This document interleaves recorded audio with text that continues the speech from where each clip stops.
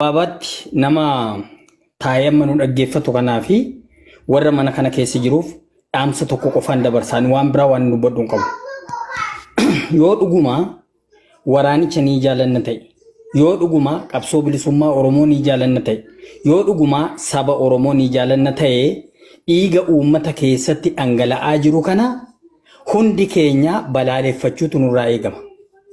Hundi keenya sagalee tokkoon sagalee wal fakkaataadhaan balaaleffachuutu nurraa eegama. Yoo dhuguma waraanichaaf naatoo qabna ta'e, warri amma iddoo kana asirra taa'ee waanan akka Oromoottis akka namaattis waanan inni nama taajjabaa jiru, namni Oromoo ta'e namni dhiigaan dhuguma Oromoorraa dhalate yeroo asirra taa'ee waa'ee jaarmiyaa abukaattoo jaarmiyaa ta'e waa'ee jaarmiyaatiif abaa'oo boonii maarreedhaa jedhee yeroo haasa'u baay'ee nama gaddisiisa, baay'ee ofillee nama jibbisiisa.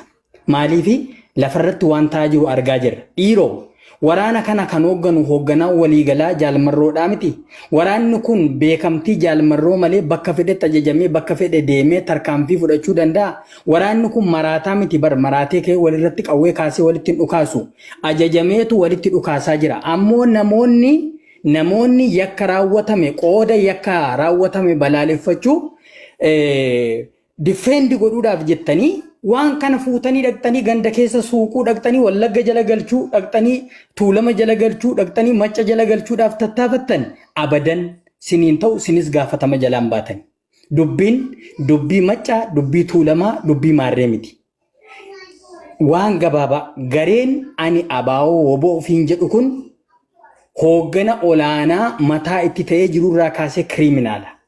Ijoolleen Oromoo marraa tokko qofa osoo hin taane marroo hedduu irra deddeebi'amee dhiigni dhangala'eera. Dhiigni dhangala'aa jiru maali joo? Namni yoo disippiliinii waraanaallee eeguu baate namni bar ibsa baaseetu seera ittiin adabu qaba. Mooraan qabsoo adabatti wal adabu qaba.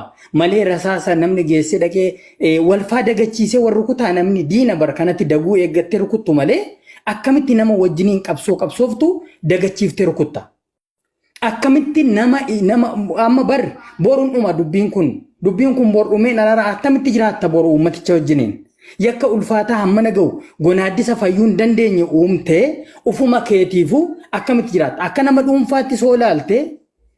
dhuunfaatti soo laaltee sabaafan dubbadha jettee kaatee boru gaafa dubbiin kun goolabame ilma ebeluut akkas godheedhaan itti gaafatamta. Namni kun ungudaa'ee irraa margeetoo hin taane ilma namaatii sanyii qabaa, gosa qabaa. At least yoo mooraan qabsooyyuu si dhiise gosti namanni har'a irraa ajjeefamaa jiru kun nama dhiisaam. Maaliif Oromoo gidduutti dhiiga dhangala'aa jiru? Maaliif qoosaa goonee siyaasa goonee maaliif fuunee ganda keessa suuquu fuunee waan tokkotti maxxansuu maaltu nu geesse? Iddoo kana wanti nu geessu hin jiru. Ifaan ifatti hoogganni mataa waraana kanaa ta'ee jiru dhiiga ilmaan Oromoo qulqulluu haqa sabaa falmuudhaan manaa baatee dhangala'aa jiruu fi itti gaafatamaan.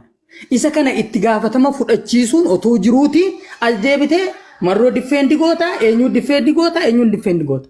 Kun hin hojjetu. Yoo sana difeendi godhuutti deebitee inni kaanis isa gandasaa keessa dhaabbatee waa godhu isa difeendi godhuutti deebi'a. Sun Oromoos hin baasu, qabsoo bilisummaa Oromoos hin fayyadu.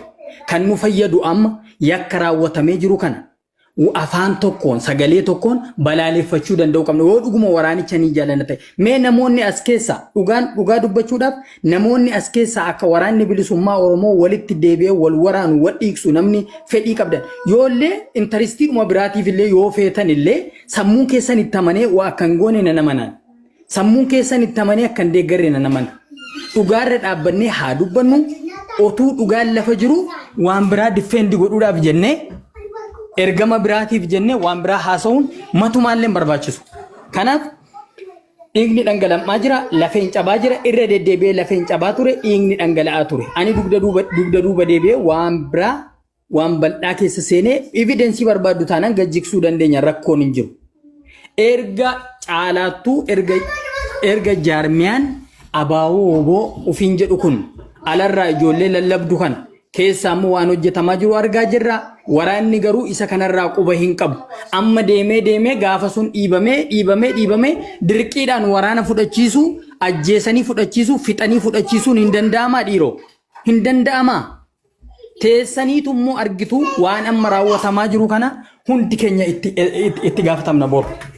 Siigalee namni akka waan jaalala waraanichaa qabu woboodhaaf nama dubbatu woboodhaaf nama habukaattoo ta'e fakkaannee woboo jala deeffannee wanni kanaaf ajjechaa ilmaan Oromoo irratti raawwatamaa jiru mooraa qabsoo keessatti ajjechaa raawwatamaa jiru yakka ifatti waraana walirratti bansiisanii gaaga'ama qaqqabaa jiruuf hoogganoonni mataarra jiran marroorraa kaasee hanga sadarkaatti hoogganoonni mataarra jiran itti gaafatamoodha. Kanaaf har'a isa kana balaaleffannee gaaga'ama qaqqabaa jiru dhaabsisuu moo asirra dhaabbannee hoboo abaa'oo jennee afaan banuutu nu fayyada. Warri hoboo abaa'ottanii afaan banaa jirtanis sin beekna maqaa keessanis eenyummaa keessanis beekna gaafatama jalaan baatan kanuma waan jechuu barbaadu.